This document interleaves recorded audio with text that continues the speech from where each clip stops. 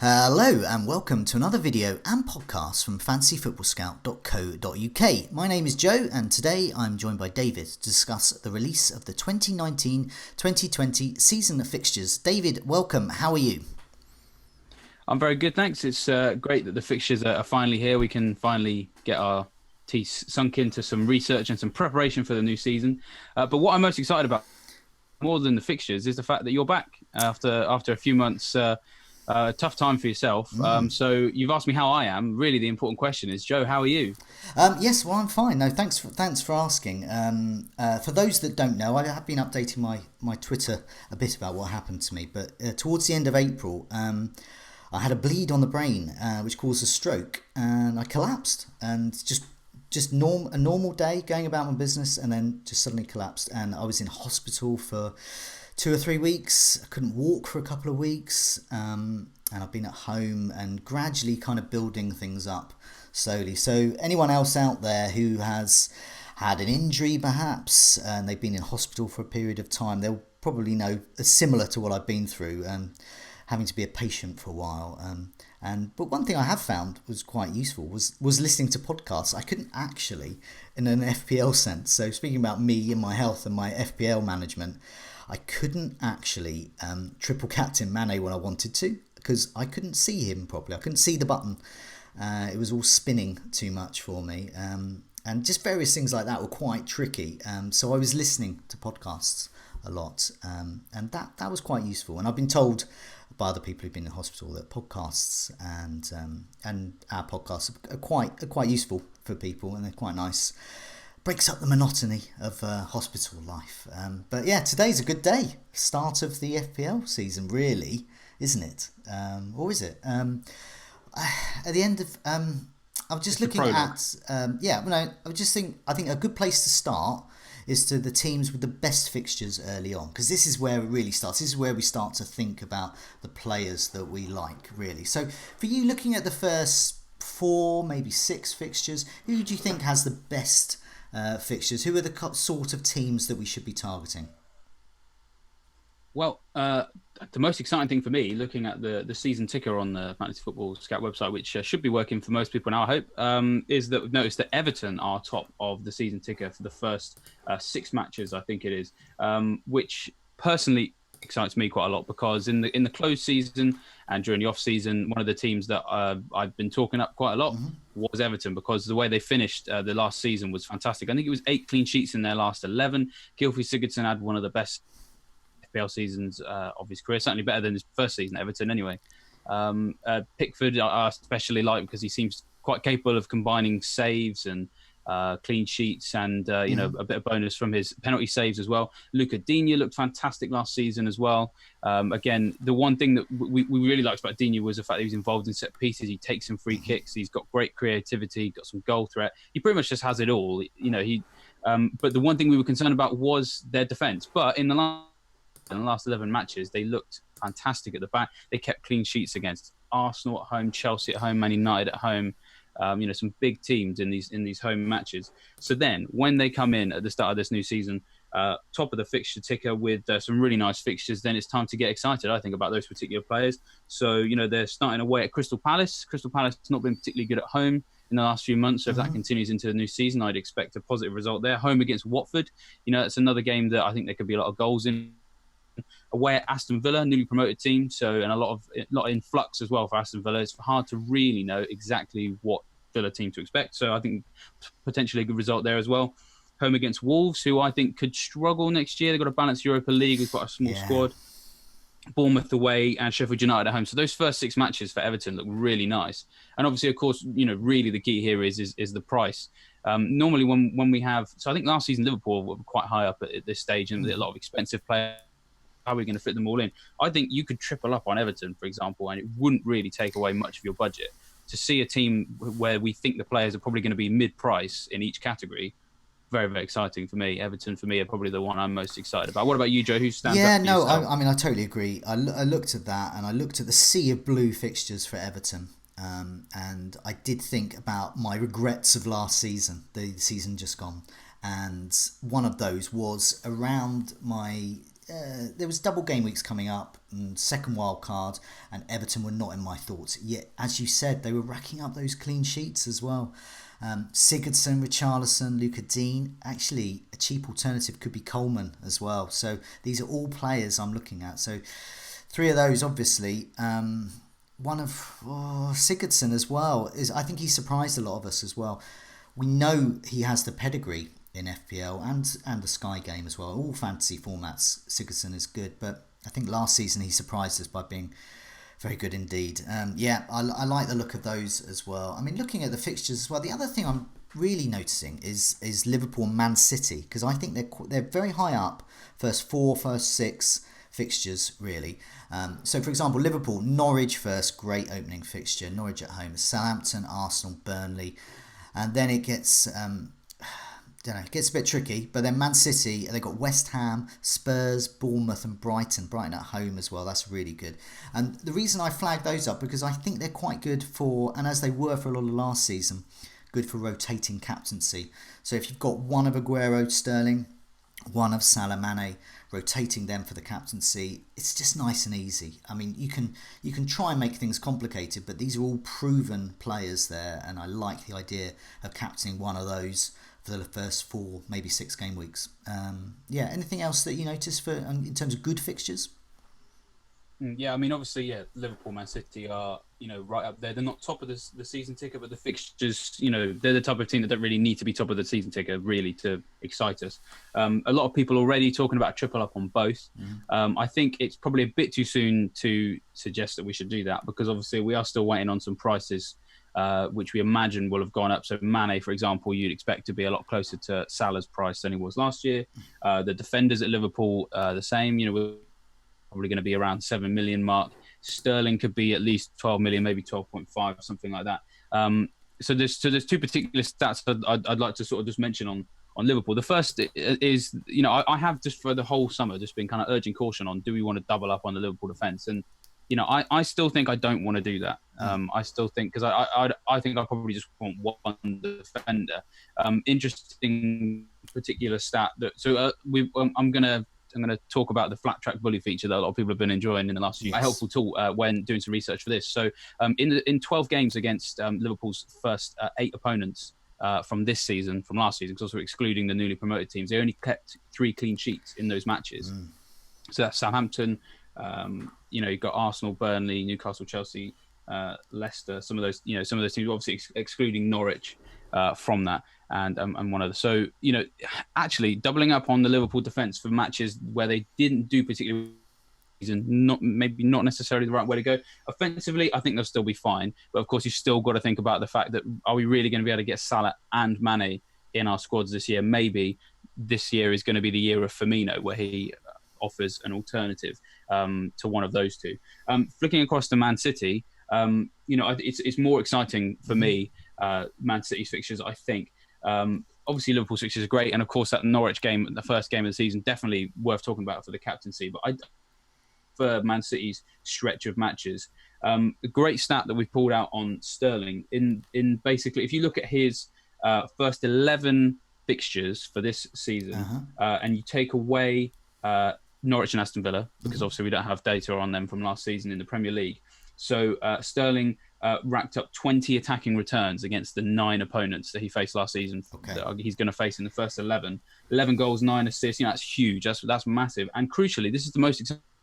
In those particular matches, he outscored Aguero by 98 points to 40. Yeah. So in those particular matches, those particular opponents, Sterling does look fantastic, whereas Aguero perhaps not. So my general point is, a lot of people are talking about a triple up on both, but we might not have the options to do that. And if Sterling is going to be so much better than Aguero, and they're going to be kind of the same price, we go with Sterling. And then on the Liverpool front, as I said, maybe a bit premature. We have to remember, with these 2 teams, if you try and triple up on both of them, you're probably going to lose half your budget straight away. So the fixtures are great, yes, but it's worth just urging caution, because until we get the budget for these players, it's hard to get too excited about it. Yeah, I think so. When we spoke in one of the scoutcasts for the previous season, we were talking about, one of the issues we were talking about is regrets from the season, and I mentioned that was one of my regrets, that I hadn't captained Sterling. I hadn't owned Sterling as much as I should have done. I was looking for other options, and I think Sterling was a better option. I'm going to be keeping a close eye on him over pre-season, and obviously transfer talk and all those types of things that you look at. Not suggesting he's going to be transferred, but those types of things, looking at the kind of gossip for lineups and those types of things. And he's definitely someone I'll be targeting. If it came down to a choice between Sterling and Aguero, I think Sterling might edge it just slightly. I think so.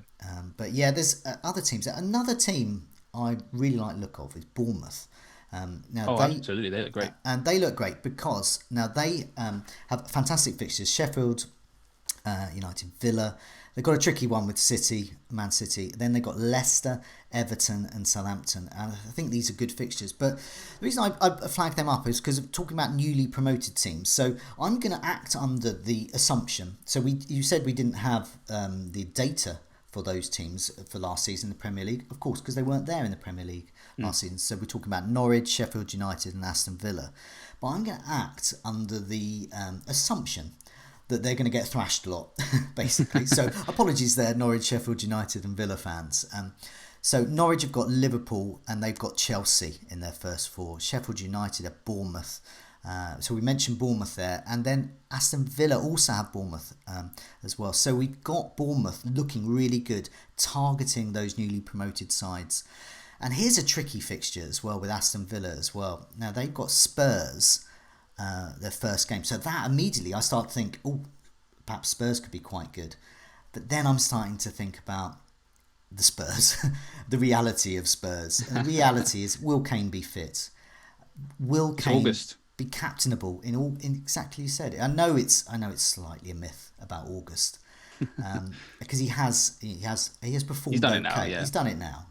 But nevertheless, I have captained him many an August before, and it hasn't worked out well. So that's something to be aware of with Spurs there as well.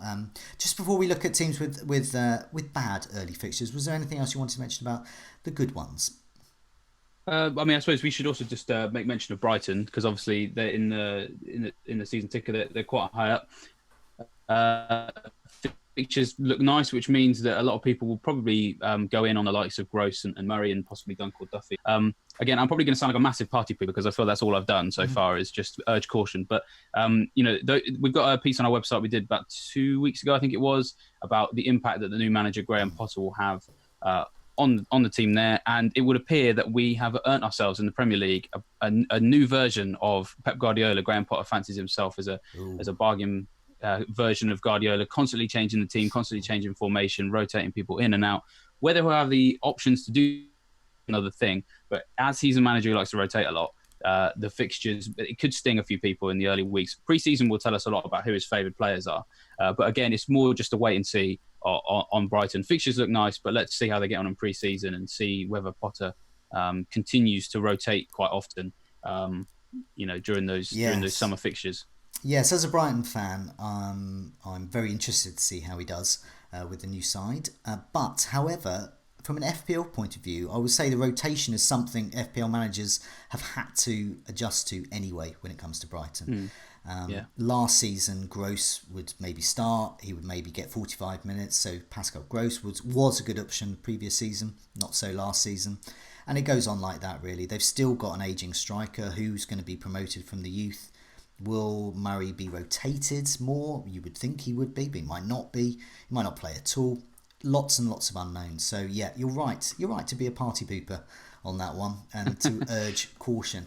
Let's have a look at some of the bad fixtures then. So those have got a really bad early start. Now I understand you've been looking at the first 6 fixtures in particular. So we've got the first 6 on the screen here. Norwich, Leicester, Newcastle, Chelsea, Wolves, and Watford to a slightly lesser extent, and Tottenham, who I've already mentioned as well. Not great early start. So yeah, tell us a bit about those poor early fixtures. it's a big shame for those of us who were considering Norwich striker Timo Pukki. He did look like an option. Who, I mean, I still think he could potentially be, a decent third striker this year. His numbers in the Championship were fantastic. He's the best goal statistically in terms of shots and goals scored. The best Golden Boot winner from the Championship since Glenn Murray in 2012, 2013. So a lot to be excited about him, but it was always subject to what are the fixtures going to be like. And for Norwich, they are horrible. They are absolutely terrible.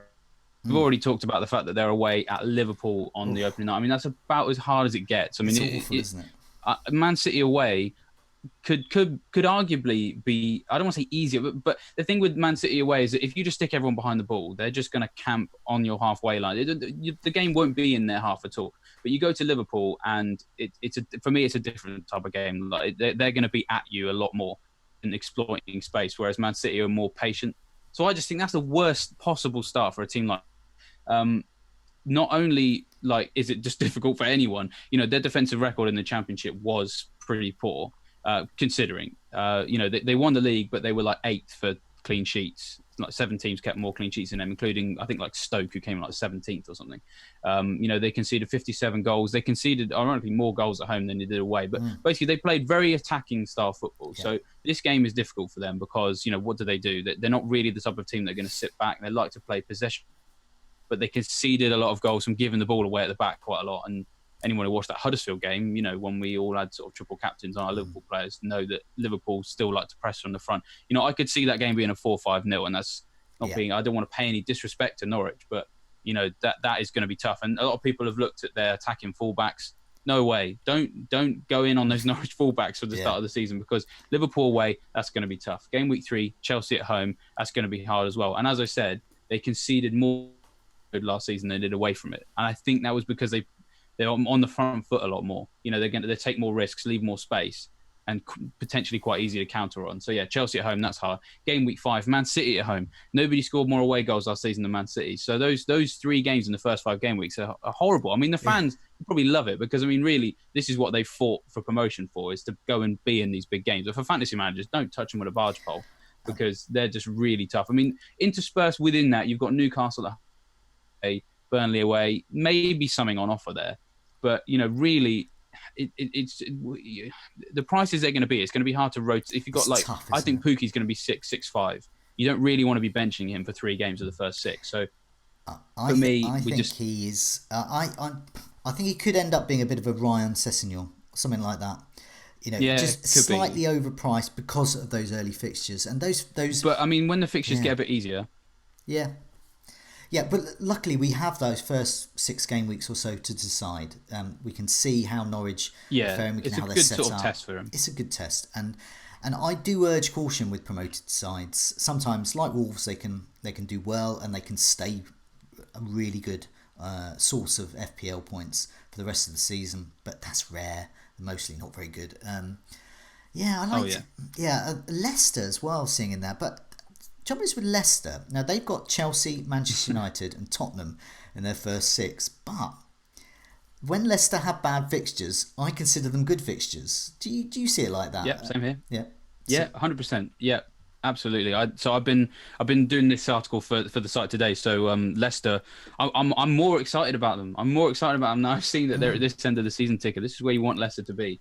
And the great thing about it, this is what I like about it most, is I see Leicester as a great opportunity for risk-taking fantasy managers to make a real, because people will look at the season ticker, and then of course when FPL returns properly and the masses are looking at the FDR, they're going to see that Leicester have a tough run in the first 6 matches. They've got Chelsea away game week 2, they've got Man United away game week 5, Spurs at home game week 6. They've got Wolves at home game week 1, and a lot of people kind of almost lump Wolves in with that kind of group of bigger teams because they did do very well last year. So people are going to be put off.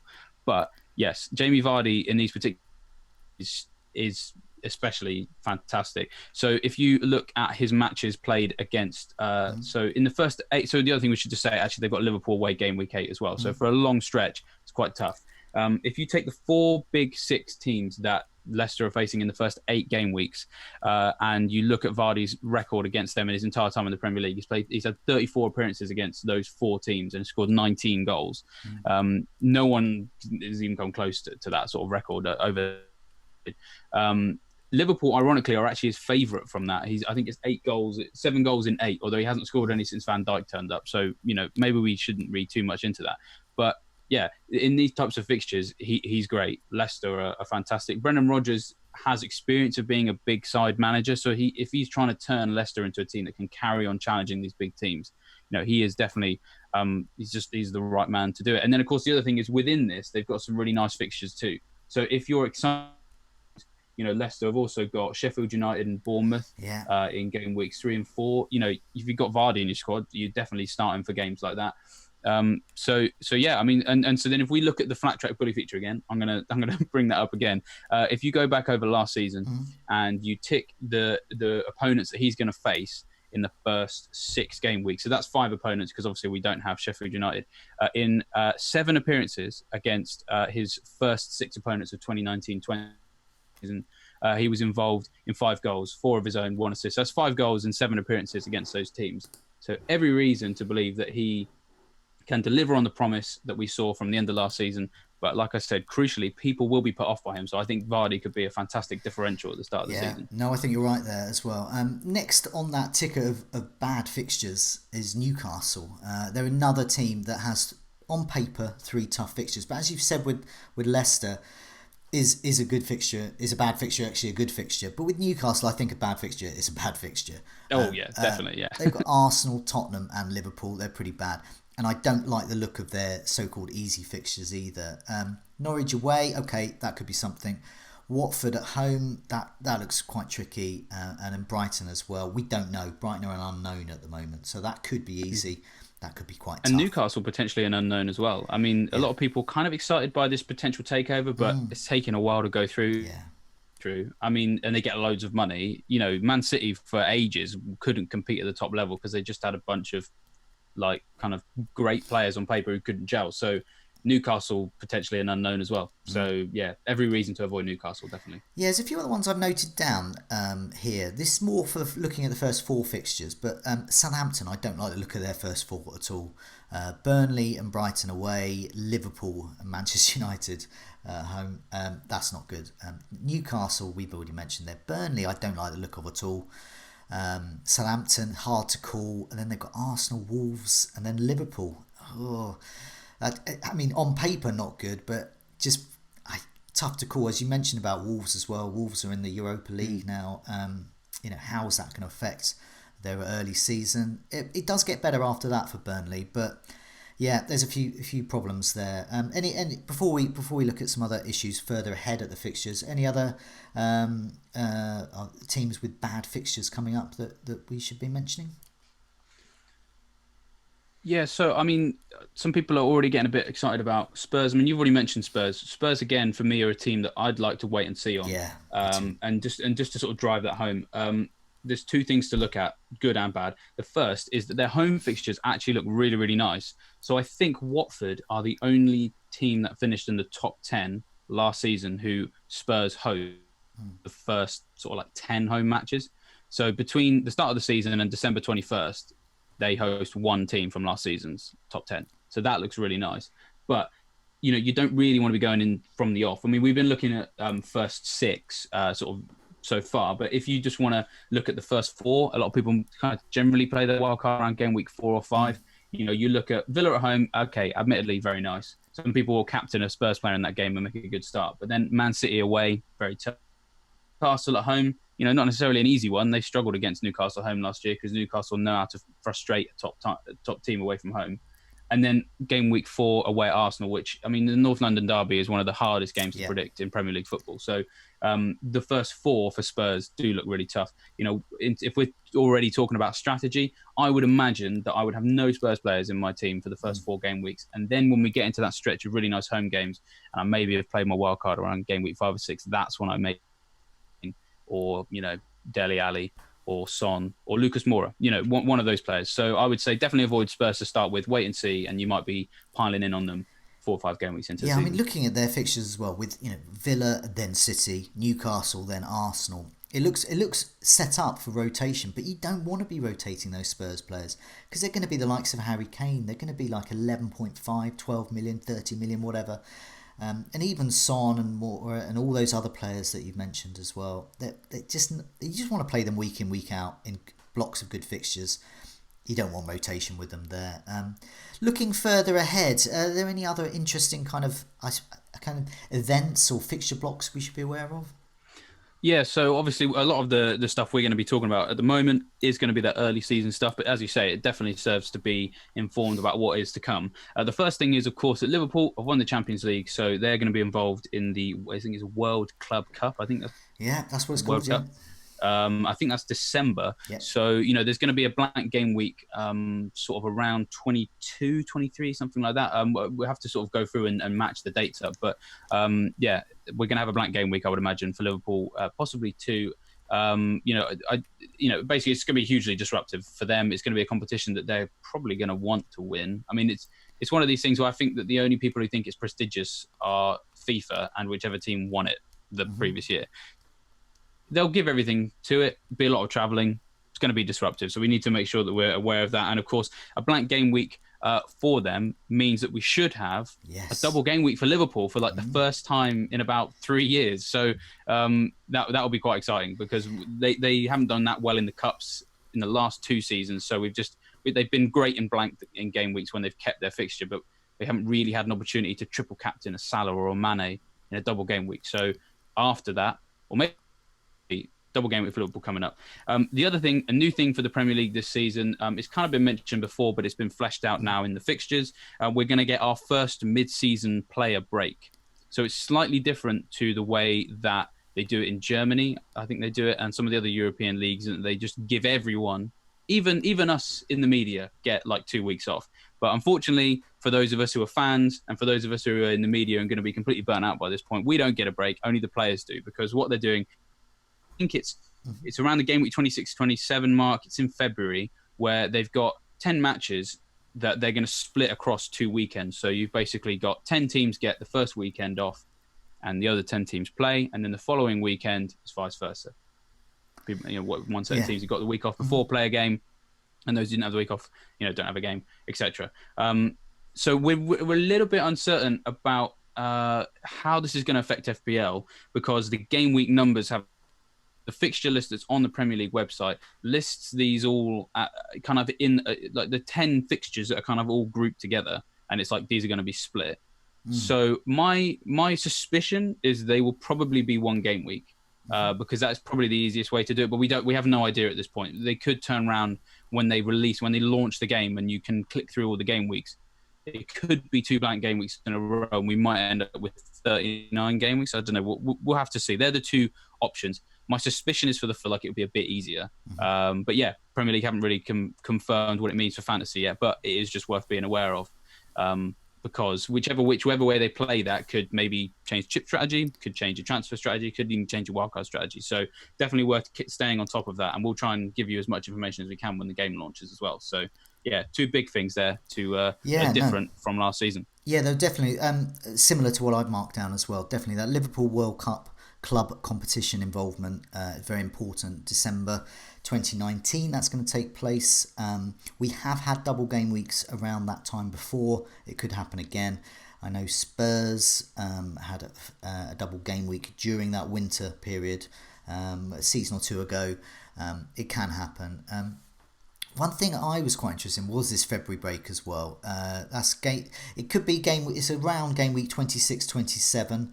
And so if people are starting to use that break, use that time to kind of reassess how they're doing, from game week 26, 27, 28, 29, around that time, Sheffield United suddenly have very good fixtures. Liverpool suddenly have very good fixtures. Southampton as well, and Crystal Palace as well, to mention, and Brighton are doing okay. So lots of nice cheap options there who potentially could be good by then. Well, of course, we'll know by that stage of the season whether they're any good. Looking at the breaks as well. Now, you mentioned about wildcarding, so early on potential wildcard times. There looks like there's a break between game weeks 4 and 5, between 8 and 9. and between 12 and 13, and of course as usual Christmas congestion as well. So these are all possible wildcard times. I always have a look at tentatively that sort of 4 to 5 game week 1, but I hope to do the game week 8 to 9 one. I think by then you get a bit more information. I find game week 8 to 9 quite interesting in terms of fixture swings, so that could be a good time to wildcard as well. Arsenal, Chelsea, West Ham, all good around that time. And Man City are still good as well. So it depends. If you've already stocked up on those players, then you don't need to wildcard them. But if you're lacking those types of players, that could be a good time to move then. And also Liverpool is bad game week 9 or so onwards. Manchester United, Tottenham, Villa's quite good. Then they've got Man City. So Man United, Tottenham and Man City all within 4 game week period, game week 9. So if you're heavy investment in Liverpool, then it could be a time to offload. I like game week 8 and 9. I hope to survive that long, but game week 4 and 5, you never know. That's probably the usual time when everything's gone wrong, but I hope everything's gone right up until then. And game week 8 and 9, those fixture tweaks can be done. Anything else coming up long term really? I feel the same way as you in terms of where I might want a wild card. It's just can I last that long? Yeah. Is my only concern. I mean, there's a few other teams that kind of pull their way up.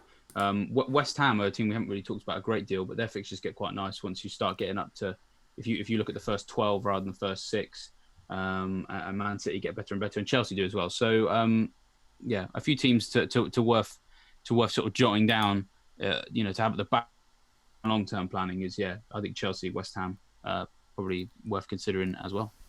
Yeah, no, I think you're right. Before we go, let's have a look at rotation.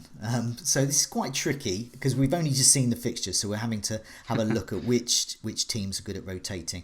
As I mentioned, teams like Spurs, Man City, you don't want to be rotating them too much. Maybe with the captaincy, but you want to be having the lesser teams. You want your 4.5 or 4 million defenders. You want your cheap goalkeepers. Have you noticed any rotation kind of pairings that look quite interesting so far? Well, I mean, the first one I'll talk about, I apologise, Joe, it's not actually to do with some budget defenders. It's actually to do with some premium strikers. Now, this wouldn't be for benching. This would possibly be for captaincy. There's a nice little rotation, if people are interested, between Aubameyang and Kane in the sort of first 10 game weeks.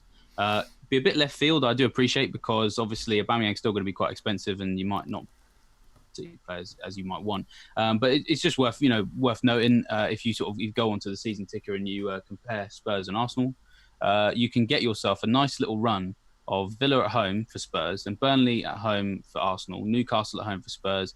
Then obviously the game week 4 is the North London derby, so it's a bit tricky. But then you have Spurs at home to Palace, Arsenal at home to Villa, Spurs at home to Southampton, Arsenal at home to Bournemouth, Spurs at home to Watford, Arsenal at home to Palace, Arsenal at home to Wolves, and then Spurs at home, Arsenal at home to Southampton, Spurs at home to Bournemouth, Arsenal at home to Brighton, and Spurs at home to Burnley, which are really, really nice sea of blue over a 16-week period. That's just, it's that sort of thing that, can potentially help you have a nice settled squad for a long period if you know that for that period you can either captain one of those two players.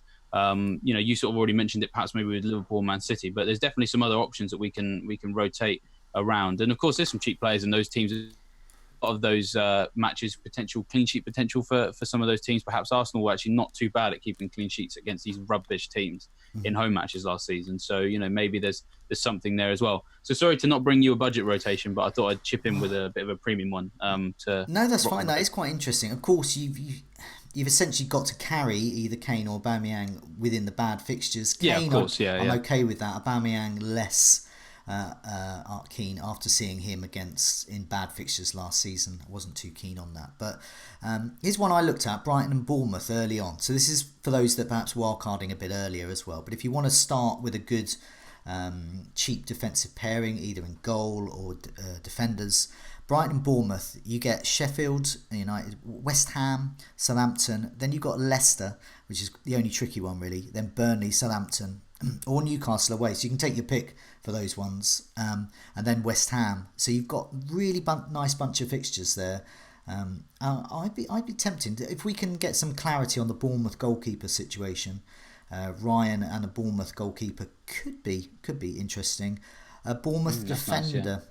defender, and Lewis Dunt is another potential option there. I prefer these types of teams than the promoted sides, even though Brighton have a new manager. Even though Bournemouth, I think, are a team in flux. Really, they're certain older players are being replaced. They've got good younger players coming through.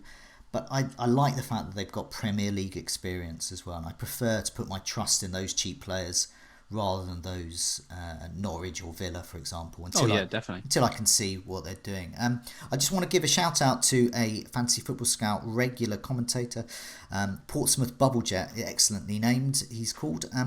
Has revealed that the following rotate home and away across the season. Now you have mentioned Arsenal, Spurs. He's mentioned that as well. Now that is so. It's good that you brought that up. Villa and Burnley rotate home and away. Chelsea, Watford, Leicester, Brighton, Liverpool, Everton, Man City, Man United. You would expect Newcastle against Sheffield United. That's an interesting, cheap potential pairing there. Norwich, Palace as well. That's another one. Southampton, Bournemouth is going for. I prefer Brighton, Bournemouth, but Southampton, Bournemouth traditionally has been quite a good pairing there for rotation. And then Wolves and West Ham. You mentioned about Wolves. We don't know about the Europa League involvement, but could be potential there as well. Was there anything else you wanted to mention about rotation? I know it's very early days, so kind of caught you on the hop a bit with that one. Well, the only thing to say really is that we're going to have an article out about it tonight, or I suppose if you're listening to this on Friday, it came out last night. We've still got loads of content to come throughout the day. Obviously, I've been on this video, so I can't confirm 100%, but we've had Neil's done the some great research on teams with good fixtures. Obviously, we've sort of touched the surface, the tip of the iceberg in this video, but we've got the long form of that on the website now. At 5:00 later on today, we'll have the same thing but for the bad teams, and then at 8:00 tonight, we're going to have basically a guide to FPL rotation, because I'm sure there's some people watching this video sort of struggle to get their head around rotation. I do sometimes as well. Trying to pick these rotation pairs can be quite hard. So it's a guide to how best to do it with some examples from last season and a look at the season ticker for this season. As we sort of already mentioned just now, some of those early rotation that we can do either in defence or attack, with some great screenshots of what exactly, because visualizing these is probably the easiest way to help people. So some nice little screenshots of what that looks like in the season ticker. So there's loads and loads of content out for the rest of the day. And I just want to give another update. The pre-season page for Fantasy Football Scout is all done. We did that last week. We've been in the last few days adding a few bits to it, and the full pre-season page, which I like to see as effectively your Bible, preparing yourself for the new season, has everything you need to know, and will continue to build throughout pre-season. That is coming out tomorrow morning, so definitely stay tuned for that. Yeah, definitely. That's good advice. The pre-season friendlies, I do like to keep an eye on. A word of caution: sometimes you can get, for example, a striker with a cheaper side. I remember David Nugent being fantastic one pre-season and absolutely awful when the season started. But then you get players like Michu for Swansea, who came through and was an FPL legend. But yeah, so fixtures can be assessed as we've seen, but form is tricky at this stage, and there's plenty more planning to do. Keep an eye on our coverage, and as you've mentioned, so we've got the FPL's game launch. We've got that coming up next month, I believe, July. That's launching. Yeah, we're a bit TBA on that. We're not really sure. I mean, really, it will launch whenever they feel like they want to launch it. So we'll just be on standby. We'll be on standby every day, wondering if they're going to launch, and if they do, we'll hop to it. I said July because it's usually July. I don't know. Can't recall it ever being June. Yeah. Or August. We'll have to see. Player pricing, pre-season friendly. So you mentioned that the coverage there. So keep an eye on Fantasy Football Scout for that. But for now, David, thanks for your time and goodbye. Yeah, well, thanks, Joe. It's great to have you back, and it's like you never left. You've done a great job today. Well done. Cheers. Thanks. Oh, cheers. Great stuff. Yeah, I found. Yeah, that was.